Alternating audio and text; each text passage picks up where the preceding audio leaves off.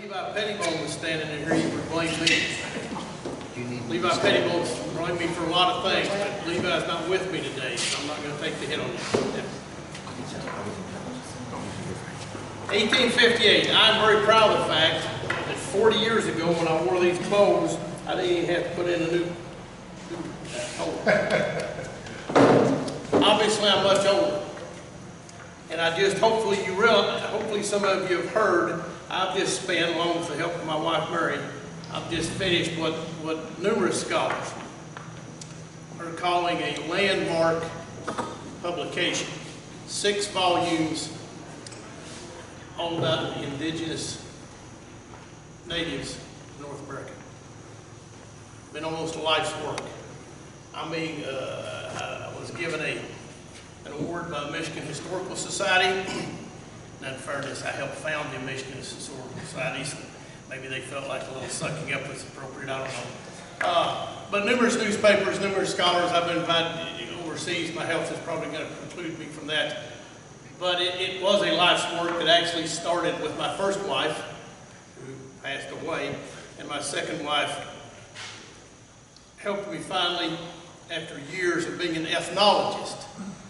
And just for those of you that don't remember what an ethnologist is, Tony, would you like to explain what an ethnologist is? I'll go ahead this time, okay. Ethnologists are those that study culture. And the fact that I am now I guess you can actually say world renowned, but certainly I've been nationally renowned ethnologist for 4 decades, is amazing, because I started out as a rock hunter. I love the mysteries that have been, whether sedimentary, it's whatever, whether it's fire created, whether it's just lakes going dry.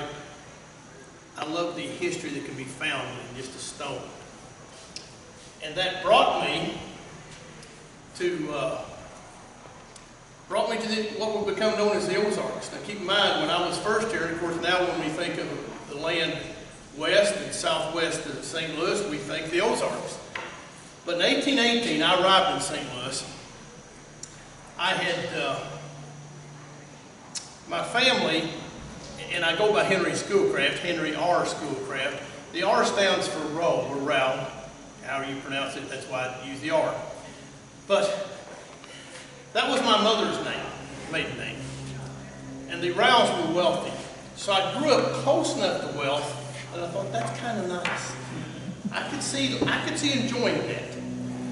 We were in the glass business. I worked for my father, but new innovations put us out of business. So at the tender age of 25, I decided if I'm going to be wealthy, I'm going to have to go do it on my own. Now I had a lot of self-schooling. I attended some colleges. Still good seating, come on up. Lots of good seating.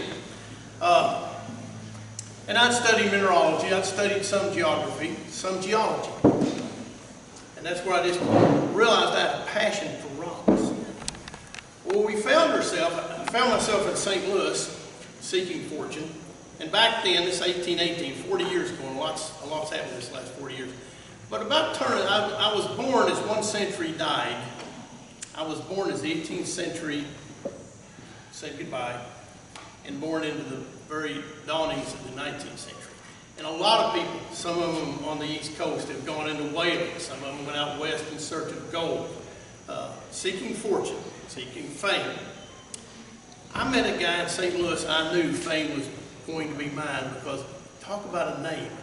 I met a man a little older than me. He was 37 and my 12. Lots of good seating left. Come on in. Levi Pettibone. Just say that with me. Levi Pettibone. Levi. Doesn't that just sing adventure? You meet a guy just Levi Pettibone, you know. So, and we had heard of Moses Austin, who would become very famous later in the southern state. But Moses Austin was mining lead. And we went to him, and I thought maybe he needed a mineralogist. He did not. But he did finally say, I tell you what, there's supposedly some lead deposits to the west of here. I will outfit you and your companion to go find them. And then if you find them, and as we commercialize them, maybe we can work some kind of deal. Well, Levi wanted to be back home in in St. Louis for Thanksgiving. He was also from New York, but he had a lot of family in St. Louis. I said, no problem. It's like, September. Well, I started out trying to hire guides, and even though self-taught, I did a good job of it. I mean, I designed a pack saddle that here we are in the country, 1858. Mr. Calhoun has his ways. We elect the wrong guy, our country's going to be ripped apart. I don't know what's going to happen. But I know the military will be involved, and they'd be well served with the pack saddle that I designed for my horse. So, but I couldn't hire people because I kept hearing of this ogre, the Osage. We're worried about the Osage. Now, we wanted to go in fall for obvious reasons because we're looking for geological deposits. We're looking for the lead. We're looking for lead. Easier to see when the leaves are off the trees. But we didn't want to go when it's bitter cold. Plus, I'd promised Levi back home in St. Louis by Thanksgiving. Well, we heard about the ogre, the specter, the Osage. Finally, we left. And we left on a journey that was so much more, but it would lead to my present accolades, my present life. To jump ahead just a little, we were going 90 days and traveled over 900 miles. I kept a journal every day, and much thanks to Levi because I did little of the camp chores. He would basically cut wood, cook supper, and get the camp ready at night. I worked in my journal. I wrote down where we traveled, how far we had traveled, and for those later when it was published, well, how did he know? Well, I used this compass, same compass. It's been with me for going on half a century. And I would decide what direction I wanted to go, basically west. And then I would look through here and I would find something, maybe a limestone bluff that popped out, maybe a snag of a tree. And then I'd just shut it up, take off walking. I would note the time. And what I knew from experience back in New York where I was raised, I knew how far things were. So, and I knew that on good ground I traveled 3 miles an hour easily. On rough ground I traveled 2. So if I went for a certain heading for 4 hours on rough ground, I traveled 8 miles. So every night I recorded where I'd walked. And recorded what fauna, what flora we'd seen, animals and plants. What few people we'd seen. Now, the one thing that surprised me, one thing, for all those naysayers, the Osage, never saw an Osage. 90 days, never saw an Osage. Now the truth is, they said they were killing trappers, they were killing hunters. We didn't have any traps. We obviously weren't hunters. We were no threats. I actually looked forward to meeting an Osage, but never did. I think what I was amazed at was the dirt and filth and lack of spirituality of what few humans, what few white people I'd encountered. They lived, you could generally tell when you're approaching a cabin by either the smell or the yapping of the dogs. You had to be careful when you walked in the yard because the things greasy looking and covered with fur often were children that were just wearing pelts for clothes. And the audacity. Now I know now you've got an 1858 mindset. We're a little more progressive. But this is 1818. One of the first homes that I went into, a woman looked at me, invited us in, was very cordial, said my husband would be back shortly, but come on in, have a drink. I explained what we were doing. She said, well, you have the wrong kind of guns. Now I know some of you think, this is 1858, but 1818, women knew their place. It was to serve as sherry, to serve as food, to bear as children, but not to tell men what kind of sporting arms to carry into the woods, what kind of weaponry of any kind. What she was totally ignorant of is I had one of the better shotguns that money could buy, one of the better fowling pieces that I'd purchased in New York in my journey. Even Levi sometimes, remember he was 12 years my senior, And as I would learn more about Levi during the next almost 2.5 months, we parted company towards the end, not disagreeable at all, other than the fact he did, remind me that we'd missed that Thanksgiving thing. And as we turned back towards the end of our journey to head to Potosi, he was near to St. Louis. It was already February, or almost nearing February.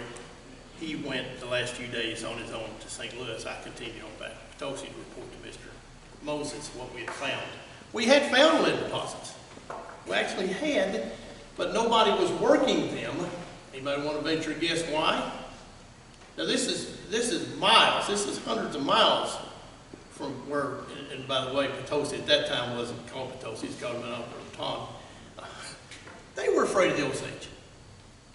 And they said, well, those lead deposits, we were led up there. I was led up there by Fisher and Holt. We had met on the White River, and they said, yeah, we'll take you up there. They put us off for 2 weeks, though, doing menial chores, which I did not mind that. I even built a forge and fixed one lady's piece of jewelry. But we had to roof a barn. We had, finally, they had to go get corn. Finally, okay, we can go. We just, one of the saddest days. Those of you that read the Bible, hopefully everybody here has. I would not have made it through this trip without being a child of God. But you read that, the shortest version. And I remember this verse because my schooling, my religious schooling, like a lot of things, we had to memorize things, including Bible verses. Well, I jumped all over this one because it's just Jesus wept. Doesn't take long, even if your head's full of rocks and things, Jesus wept. Well, the saddest words that I think I spoke during the 9 months was on the way up to these lead mines. But even Fisher and Holt told us when we found lead there. We found lead so near the surface and so malleable that with just a rudimentary forge, we were able to resupply them with bullets. But they said, you can't commercialize this because this belongs to the Osage. This is their lead deposit. Still afraid of the Osage. 40 years later, still haven't met an Osage, written about them. But on the way to the lead deposits, where it talks about creation, and I didn't see an apple tree or anything like that. If you ever wondered what did it look like when it first started, we were walking up a creek and we came around a little curve, and it just looked like the world opened up.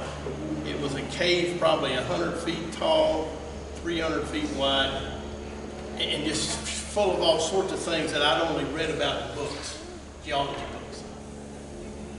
And I was in there, imagine, most of you here believe in Christmas, or some kind of birthdays or something, and you know that all of a sudden you see this big gift under the tree or on your table or whatever, and you know it's yours, got your name on it, and you open it up, and all that excitement, and what if somebody said, oh, you got to shut that up, we got to go now.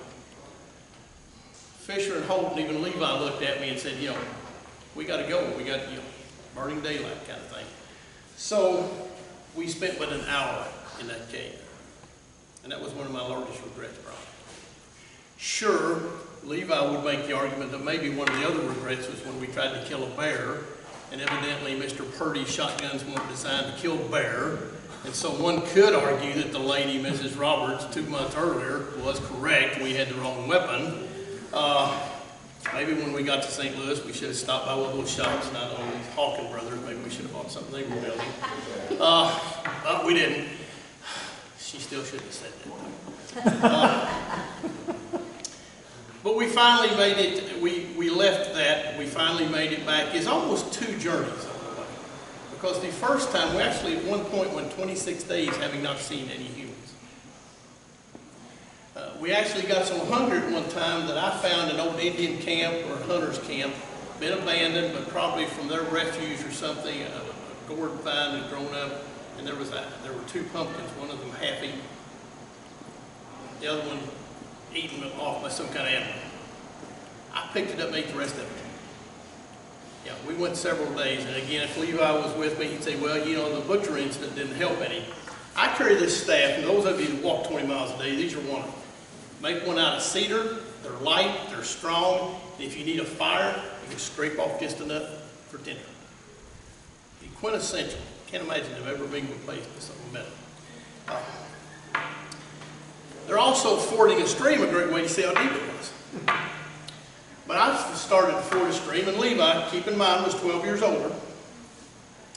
He said, maybe you should test how deep that is. Well, I can see how deep it is. It's like, you're about 7 feet away. If somebody asked you how far, you'd say 7 feet to me. We got eyes, we can see. The clearness of that stream was so misleading that when I urged Butcher off into what I thought was 2 foot of water, Butcher went under. When he came up, as Levi would quickly point out, most of her flour was ruined, a lot of her powder was ruined. His precious tea supply was greatly diminished, and the horse almost drowned. So there were some mistakes we made. There was the day that we left poor Butcher in a bog. He got, how many here have heard the phrase, you don't know what something's worth, you don't really appreciate something until it's gone? Well, I'd read that, I'd heard that, maybe even repeated that. But Butcher one day got mired in a swamp. And we tried for 2 hours, couldn't get him out. Hated to, but we just left him. We stripped the pack saddle off of him, stripped her supplies. We walked about an hour trying to carry what Butcher had been carrying.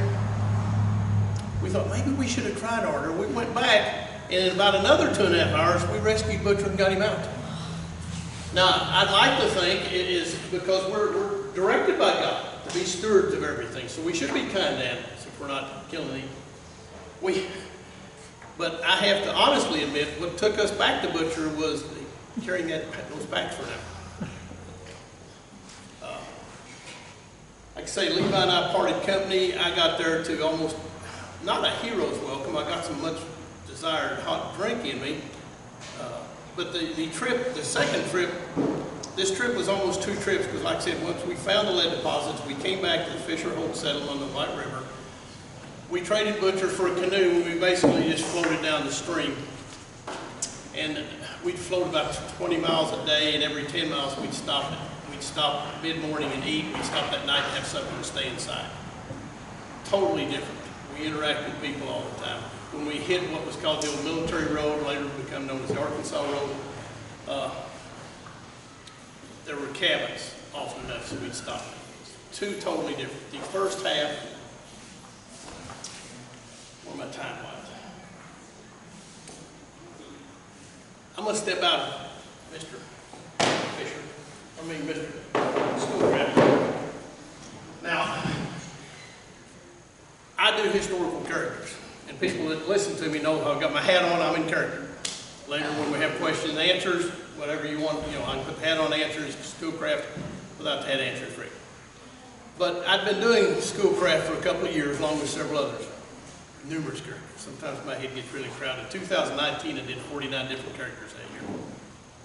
Yeah, I don't know why I didn't grab another one. This is correct. Anyhow, a friend of mine said it's coming up on 2018, just a few years ago.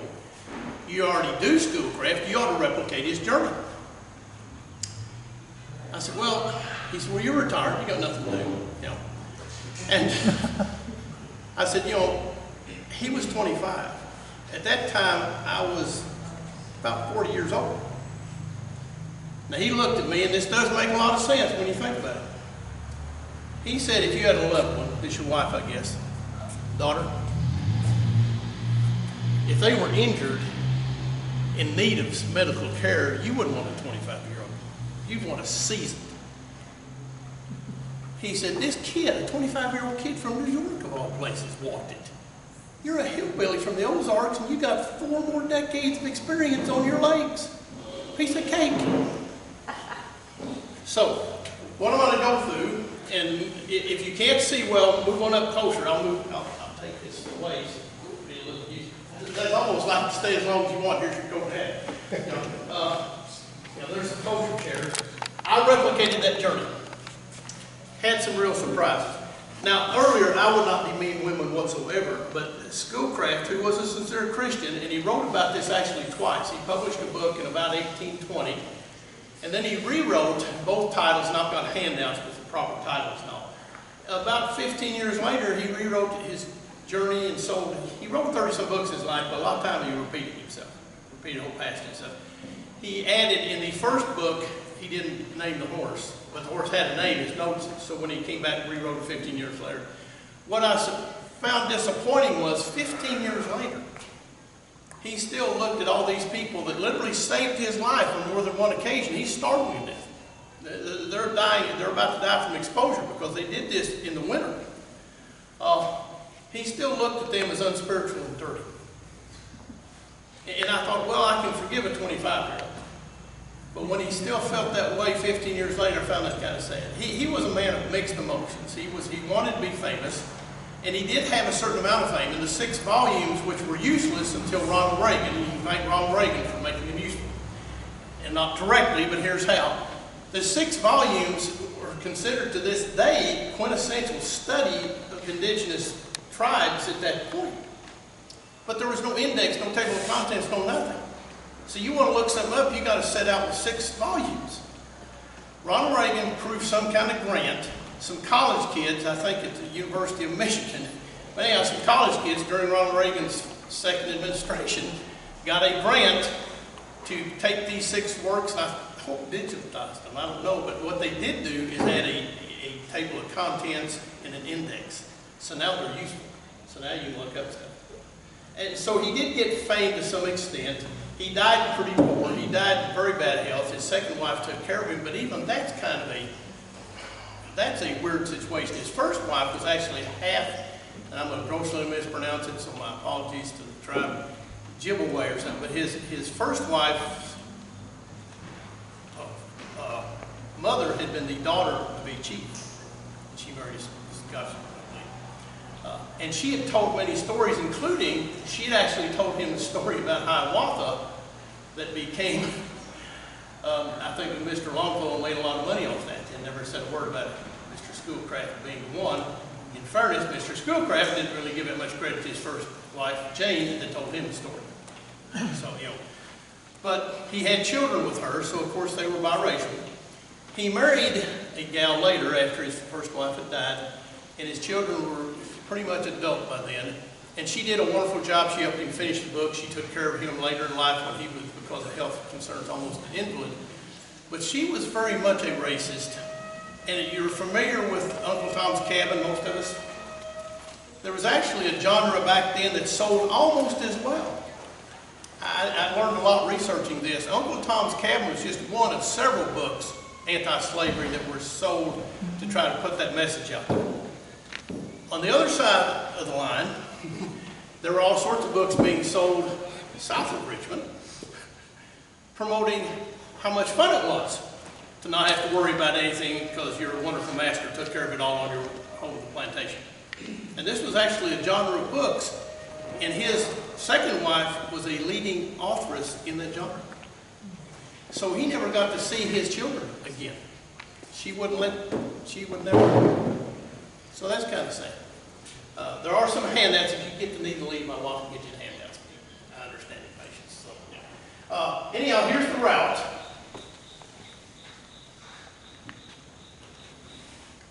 Okay, that's it, wrong button. That's what Potosi basically looked like. It was a mining town. There's a sketch that actually is in a museum in Potosi. That's from the Spanish archives. That's a treasure. That's after he departed November 6th. He wanted to leave a little earlier than that. He wanted the leaves off, but and then he returned February 4th. And I, as much as possible, replicated that journey to the day. How do you feel? Oh, they're just getting up closer. Guys, there's seats right up here. Guys, come on. Yeah, if you want to sneeze, that's why I moved my hat. Young lady, come on up. You can see a lot better. I'll get with you. Okay. There is my adopted niece that accompanied me never overnight, but she accompanied a few day trips. And she played Levi Petty. And there's Mr. Austin. Mr. Austin. Just a real quick about people hated Moses Austin in that town. Just an almost unnatural hate. Now, when I tell this Missouri in the Ozarks, I'm on safer ground, but most of you are familiar with the timber industry. You cut living trees, you make lumber, ties, barrel staves for whiskey or something. Stumps worth nothing, correct? Imagine somebody coming into an area and buying up a bunch of, say, hey, I'm in the timber industry, I want to buy some land, and being so ignorant, naive, or whatever, he starts buying just big tracts of land with stumps. You think it's a fool, don't you? Then imagine 2 years later, he's wealthier than anything. He came into the Potosi area about 10 years before I did, about 1808. They'd been mining there for over 100 years. In fact, there's an argument to be made they're mining there almost 200 years to some extent, but they've been commercially mining for years. He started buying up all sorts of land where they'd already mined, and there's these huge slag piles. And they think they're basically like selling a sawmill or stump land. What they didn't know, he had come across a German with a whole new smelting furnace. He could re-smelt their slag and get more lead than they got the first time. So they went from about a 2-year period where he bought thousands of acres, thinking, this Austin guy's an idiot. And then he's producing more lead than they ever thought about from their throwaway, their slag piles. He was literally hated so much that when the Indians attacked him, they attacked Durham Hall for almost a week, and the town didn't come to his aid. He and his immediate family had to fight them off themselves because they just thought, well, they killed him. So yeah, that's kind of interesting. And by the way, he is not buried in Texas. He's buried in Potosi. There's the title of the book. Journal of a Tour into the Interior of Missouri and Arkansas from Potosi or Mount Bertani in Missouri Territory in the southwest direction toward the Rocky Mountains. That was the title. Yeah. I began my tour where other travelers abandoned theirs, and that truly was.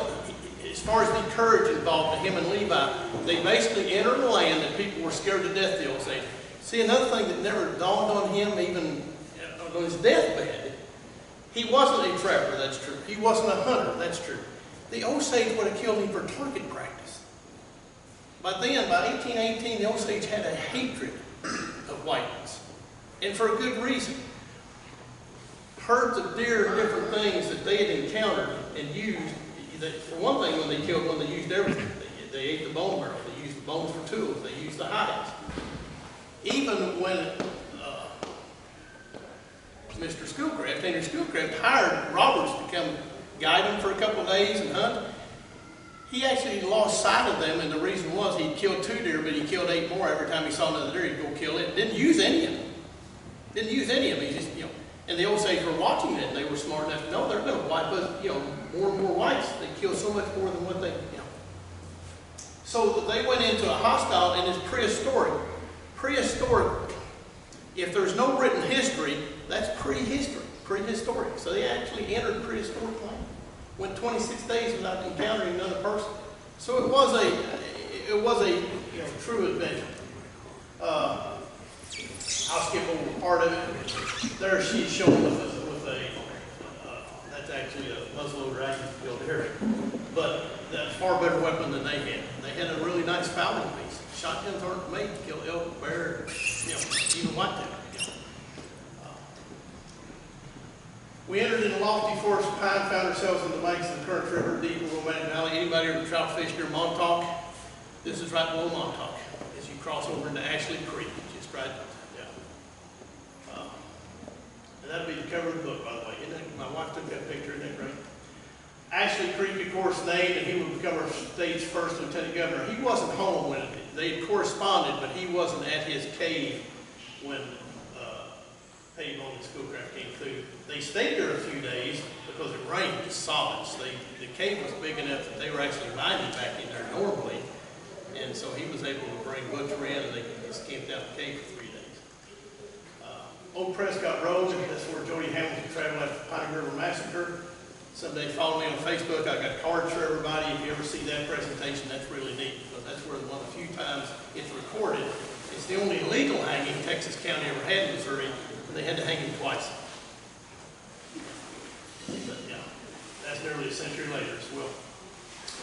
This is where they tried the first time they realized that their shotguns weren't really up to what they wanted. Give them back on what they did. Anybody ever been in a really good cane brake? You have no idea how thick they are unless the government sent you off to the jungle years ago. Or or some river bottoms still have it. We actually created one on our property, and there's times I wonder why, because about once every 2 or 3 years I have to go out there and spend almost a week cutting back so I can just literally get to one of my buildings. But when this stuff grows up like what he was encountering, it's literally like the stalks are 10 inches apart, they're an inch thick, 15 to 20 feet tall, and you can't hardly walk through them. The picture there is part of what I have to cut back every 2 or 3 years. A really neat place. He called it Elkhorn Springs. It's Markham Springs, I think now. Topaz Mill. Thank you. Somebody can read. Extremely big. This is where he waded off in there and butchered. And Levi, evidently, according to Pettibone's second book, SchoolCrafts' second book, rather, Levi didn't turn that loose for a while because he loved his tea every evening and every morning, and most of it was ruined when Butcher, the horse, literally went off into about 10 to 12 feet of water.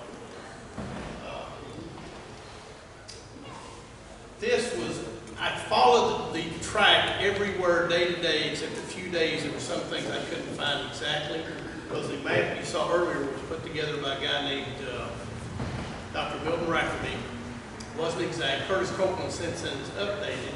But some of these, like Ashley Cave, if you get a modern map now, and this makes another whole conversation. But if you go to the United Geological Survey and pay $40 for that section map, Ashley Cave is not on it because the owners, I think 20 years ago, requested to be taken off. And since it's on private property, it's taken off. I understand the right to put aside private property, but it's literally removed from the map. To find Ashley Cave, you've got to go back to 1950 anyway. And Potato Cave, how many here have heard of a potato cave growing up? The Ozarks are full of somebody named Potato Cave, but you got a cave on your property or a cave nearby, you put your potatoes in it to store over the winter, which just makes sense. You call it Potato Cave. Spud Cave just doesn't have a ring to it. So finding the right potato cave was one of the two things, and I wasn't there the exact day.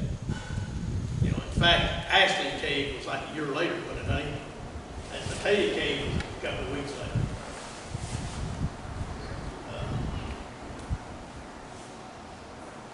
Kind of a funny side story, just real quick. I also do Santa Claus. Now, there is a real Santa Claus. I just do to help him out. So I have my hair bleached every winter. I'd already had my hair bleached. Some of these pictures are showing up on Facebook. People came to my wife in church and said, "Weren't you worried about your husband?" She said, "Well, no, I mean, you know, he's been an outdoorsman all his life, the military is pretty tested." Well, just look how he's aged. And I encountered that just a couple of years ago. I did a SchoolCraft presentation up near St. Louis, and a girl came up and she said, "Well, you're saying you're the only guy that's done this?" I said, "Yes." She said, "Well, I read an article on PBS. PBS had a special, and another guy did it too, sir, day to day, but he was an old white-haired man." So she left there thinking I was an imposter, I'm sure. This is where they run out of shots. We just wanted to finish the last morsel of the brisket. They ate a red-headed woodpecker, been without meat or bread for several days. But keep that in mind. They're starving. I mean, they're literally starving. We're now at the last hunter settlement on the river, consisting of Holtz and Fishers. Employed in chopping wood and clearing land, our bill fare contains no variety of almond and bear's bacon and no vegetables. So this is December 17th. A little over 2 weeks earlier, they spent 3 days thinking they're about to starve to death, right? They're taken in by these people, griping a little about chores, but griping a lot about our bill of fare contains no variety, almond and bear's bacon, no vegetables. Beggars can't be choosers. See, and like I said, this bothered me, but then when 15 years later he basically echoed the same sentiments, it really bothered me. You know, this is, you know, we actually tried to replicate as much as we could, so Levi and I split wood. The Osage were rightfully concerned about the waste of white people, white people coming in, the amount of things they killed. But to give you an idea how abundant game still was, a lot of people didn't celebrate Christmas. This is the fall of the winter of 1818.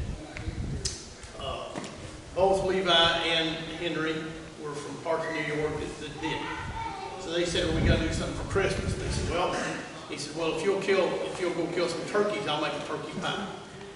Henry was proud of himself that he thought he could do about anything, and he could do a lot. In fact, the book goes on, and the second book goes on even more about how he used their red maize, the corn, their local corn, to make a beautiful red crust for Christmas, and how neat that was. So it would be. But anyhow, he sent him out. He said, if you can go out and kill a turkey or two, I'll have turkey pie. Just from where their settlement, they're gone in less than 4 hours, come back with 14 turkeys. Yeah, so there was still a lot of game. Schools are unknown, no species of learning code. Yeah, you know, just at the foot of Bald Hill, known among hunters who travel this border is a landmark. And I was talking earlier about something you look for, a landmark or something. Bald Hill was very much one. Keep in mind, all these places he camped, I camped. And I actually camped out more than he did, because when he and Levi hit White River, with like the second section of the thing, they were staying at people's houses and eating breakfast at somebody's that night. Well, a big chunk of that now is under Bull Shoals Lake.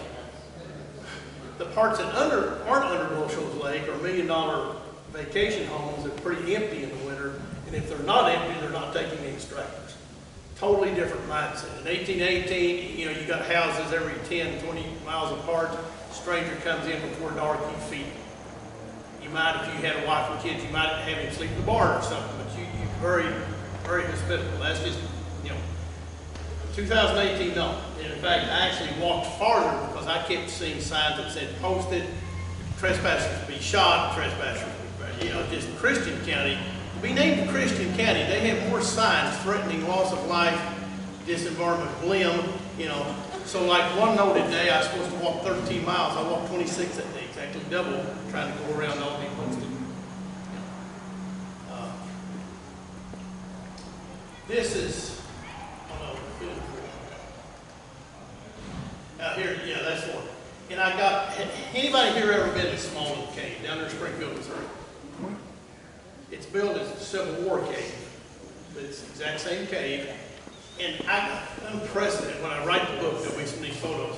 I got unprecedented access. If you go there now, it's a living cave. So they keep you on a path. The owner, two wonderful things. Eric Fuller, who full-time, I think 10 months a year, does at SchoolCrafts visit this cave. He does daily presentations at SchoolCrafts. He's been doing SchoolCrafts longer than I have. He's more committed than me. I don't do the shaving my mustache off, you know, how Abraham Lincoln and all them.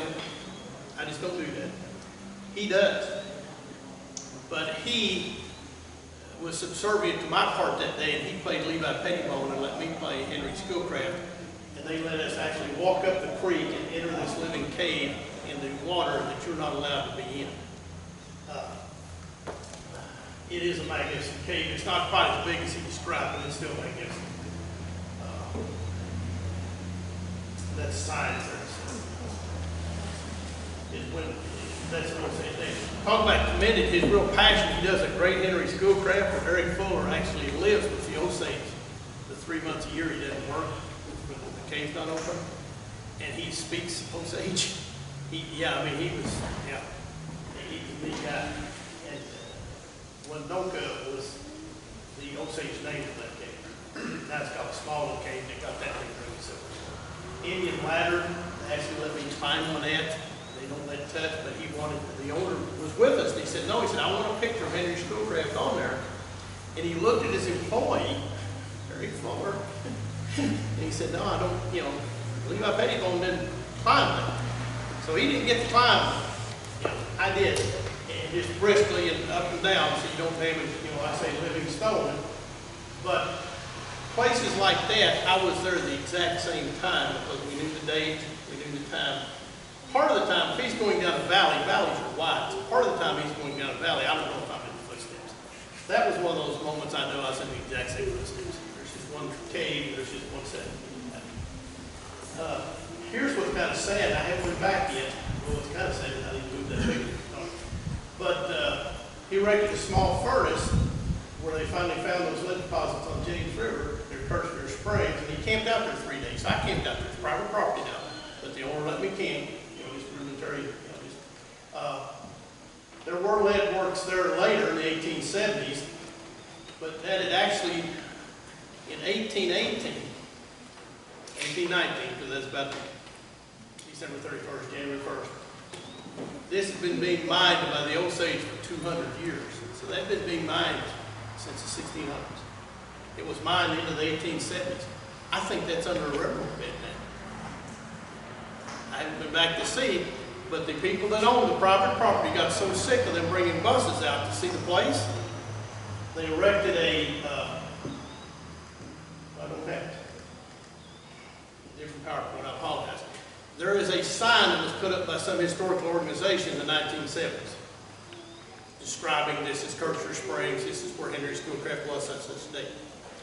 Well, this is 1970s. By 2003, 2004, I think it had changed hands, or at least changed generations in the family. They were tired of the buses coming up, so they convinced this historical society we need to move that monument. So that monument was moved 2 miles to the edge of the highway. Well, I was there 2018. They were arguing the railroad wants to put in a whole different track there. They got one track, lots of places just have one track. They want to put a double track there. They're actually going to bulldoze that wonderful landmark under and put 30 feet of fill and build another track. When I tried talking to them, they looked at me and said, I don't know what you're talking about, Mr. Mansfield, because we know where the monument is. It's 2 miles from there by highway. We're not going to come anywhere near it. When I tried to convince them, but that's not where the monument belongs, their reply was, well, then why is it there? And so I tried to get the owner to help and stuff, but and then I got some health issues and didn't get back to it. But I think that's going to be buried, and that amazes me in so many ways, because not only Schoolcraft, but Native American Indians. By the way, anybody want to hazard a guess what they were doing with the lead? The Osage back in the 1600s? War paint. They had a lot of different things, but for the white war paint, dress paint, it wasn't always about war, but anyhow, the markings and stuff, the white is made from lead, basically. And they've been using it for 200 years, and now I think it's done. That's just sad. I made it back, that's South Bowling Road. Anybody familiar with South Bowling story? If not, I don't do him, but that's an interesting story. And I walked down that at night. It's kind of not a full moon, but enough moonlight, but I can walk pretty dark. But I walked down through there the night I stayed, camped on that little bull creek, and that was kind of weird because that's where I walked the exact same trail that a Northern Army officer and some other people brought Alf Boland's head in a basket down through there, hoping not to be discovered by Alf Boland's friends. Because Alf Boland had been murdering people down there for about 10 years. They wanted him killed. And they finally trapped him and got him killed, but they were afraid to be caught with him, so they just cut his head off, put it in a breadbasket, and came down through there. So that's kind of weird just coming down through there. I mean, I knew I was safe, but the people that hauled it that night weren't. They've been found by his friends, you know. And now if you get down there in Springfield, Google Murderers Rocks, a little, much like this Hawkins Society, a little private society has saved. And there's a little parking place you can go walk to part of Murderers Rocks. Made it back.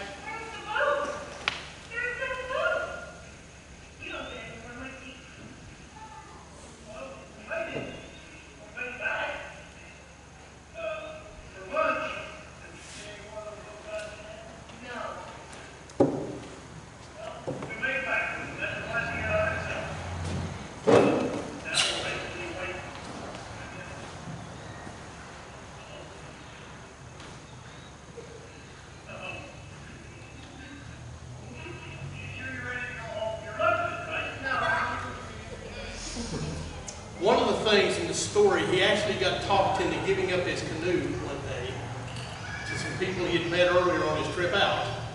The Yoakum, if you've never heard, that's a funny story too, the Yoakum silver dollars. Yoakum had established a trading place down there on the White River, and he had a trading, you're all familiar with company stores, and you could trade your script was only good at the company store. familiar with that concept. We had a lot of that, you know. Well, he had a trading goods place that you could only use yokem money. Now, things were the same price as anywhere else. If a bushel of grain was 50 cents at your normal trading post, it was just 50 cents at his trading post. But you had to use yokem money. And yokem money, you bought about $10 for one. He actually made his own little dollars. And, so that's interesting. When he needed to move a bunch of goods, came across this guy and he said, Henry, Levi, you guys just walk across the hill, it's 10 miles.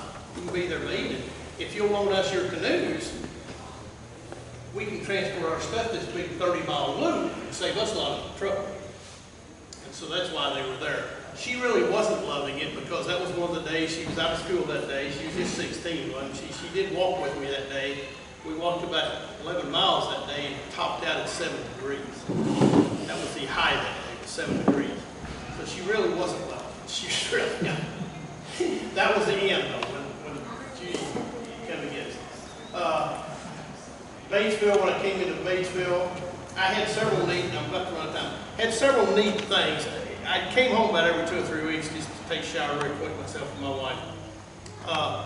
I got a call one time from a Jim Fisher. You know, I want to buy you lunch. You know, I finally got a message. He's married to some kin to my wife. Actually got a message from the kin. You need to call Jim Fisher. The day that I went to that spring, I actually went with Jim Fisher on the exact same day, who was the great-great-grandson of the Jim Fisher that took the original SchoolCrafts in 1880. Another time I got a message from a lady that she said, you need to, when you hit Batesville, I need to buy you dinner. I said, well, I'm always up to a meal. She said, no, I need to buy you dinner. I said, well, let me treat you. She said, no, I need to buy you dinner. I said, okay. I was met there by a group of people, had about 100 people listen to my presentation that night. We went out to eat. I did let her buy me dinner because on the exact same day, 200 years previous, her ancestor, the widow Lafferty, had fed Henry School. So I had some kind of iconic, some neat moments. Hicks Ferry, this is another place I knew I was standing at the exact same place. Because in his book, he's standing under a 100-year-old tree. Shady, waiting for the ferry. I'm standing under a 300-year-old tree. I won't make fun of the government now, but that's a neat crossing. There's a handout. When I crossed at Bettis Ford, one of the handouts you'll get is hilarious. When I did it down there, really, that's why I'm not doing it today. When it was towards the end of the trip, he was tired.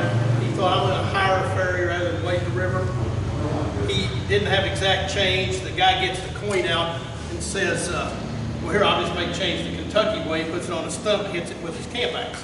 You know. So when I did Henry's Schoolcraft at Bettis Ford a few years ago, I thought I'll just replicate that. You know, won't that be neat? Well, you can read about it, and it's a little bit of hyperbole, but not much. I just basically sent 2 dangerous shrapnel into the audience. You know, so I've got to do that again.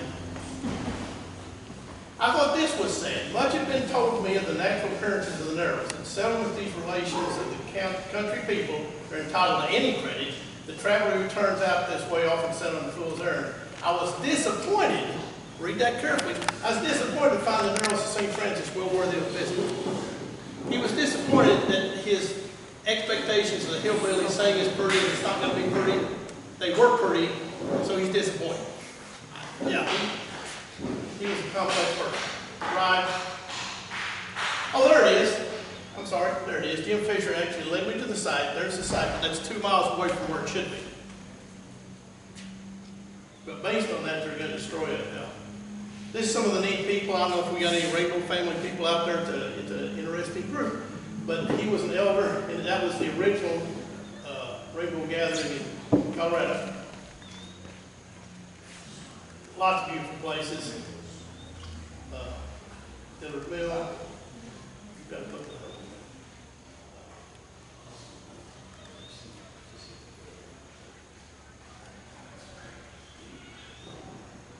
Yeah. This was during deer season. We trespassed that day. Sign said, do not trespass. We climbed over a fence and we left later because of all the shooting. I don't think it's directed at us. I think it's just deer season related, but it got a little too close. But actually on the trail there was this sign, I don't know if you can read it, this way done. Now I'm thinking it was left for one of their family friends visiting, headed to a deer stand, I think, I don't know. Got the names of things, Megan Springs and Shoehorn Rock. Some misses, these were places that weren't what I thought they'd be. Potato Cave, I made about 4, I'd get ahead, I'd walk a little extra miles a few days and build myself up an extra day, and I'd go back, circle back, try to find Potato Cave. Some mistakes, ran out of gas, swamp boat on Little Shorts Lake, thought I was going to drown. I don't know if you can read this temperature, but I got in the truck, I'd stage my truck to where I walked to it about every 3 or 4 days, and I'd fill my haversack with food. Because I had to dress like this. When I first took off, I was dressed in modern clothes. But I started encountering people wanting selfies because all they had to do was just Rafferty's books on the internet. You don't have to buy it. I asked people too because his widow is still around. But you can go, so you could follow my path exactly. So people just saw where I was crossing main roads or county roads or whatever, and they'd be out there for selfies. But they didn't want selfies in modern Cabela stuff. They wanted this. But that day when I got back to the truck, it started at 1 degree, and I tried to get that day I had cheated a little. I always mispronounced it, make it sound like Greek food, but black clabber or something, not the pastry, but my beer, because my breathing was frozen to it, it took me about an hour to get down. Yeah, I had some, none of my maps, when I was coming down this part of the White River, none of the maps told me about that. I just barely got my voice started, I'm drowning today. Had a lot of adventures. This is actually the thing that showed up on the internet that made me showed up on Facebook. This I lay preach and I volunteer. I married a couple that are requested, and that's what showed up on Facebook. And that's when he asked my wife, he said, look at his age. I got to, there's a little church we're trying to restore, Mount Zion Church. And the government knows that they use it for storage. We had services that day, so I got to deliver the message that day. That was very neat. We played Santa Claus. That was the last you'll see of that tent because the very next night it got hit with really hard winds and it wasn't as tough as the building said it was. Finished the kids' book, continued column, Postart Heritage Project, Preserve, Restore, Inspiration. This is an older one. We do a river cleanup every year. My little organization, if you buy a book, part of the proceeds will go to, well, the profits will all go. And this year we're going to remove over 20 tons because I was just kind of busy. We had several years with numerous river cleanups removed more than 40 tons of debris from Ozark streams. Montauk cleanup, some of that one. We do that every year. Current River, Jack's Fork. You can see how we get the tonnage. Oh, that's just different things, different characters I do. Any questions from either? I don't want to run into that other gentleman's time. Go by yourself, basically? Yes, yes. Like I said, I hope I'm back in a couple of years and I'll have my book about the travels in. But one was really funny. The first half, I was known, I've got a column at that time in like 15 papers, now it's up to 27 and several in other states. But I was known by other people, my picture and stuff, and some of them personally, that I'm getting a ride, hey, will you move my truck 50 miles, hide the spare key, no problem. I got down to Arkansas, didn't know anybody, hired a young college, just 2 guys. And they hated to take my $20, and I said, no, because I never showed that I had money. So when I'd get my billfold out, I'd have maybe $22, $23. I had more money in socks or something, but I didn't. So when I got my billfold out, and I had a couple of ones and a 20, so I gave them 20, well, they hated to take my last 20. And I said, no, it's fine, guys. Just, it's told what intersection to put it at. 2 days later, blizzard conditions, nearing dark, no truck. It's my wife's truck. And no cell service. Walked about 3 or 4 miles on down the road. By then it's dark. I just put up in under some cedar trees and tried not to freeze to death. Got up the next morning, built a little fire, had my hot tea, did my stretches because of my age. I've broken 37 bones in my body and I've been shot twice and stabbed several times. So my doctors made me promise to do certain stretching and certain things, to have any hope of doing this. And so I got down the road about 7 or 8 more miles. And then I see it. It's my wife's truck. Geez, I get up there, I start it up, I can eat, I can turn the heater on, all's good. There's a note. We felt so bad about taking your truck, taking $20 just to move your truck 30 miles or whatever. We moved it another 10. Now, I was froze to death, but they thought they were, yeah, but no, basically I was by myself. And you saw where one time I was honored to give a lesson at the church.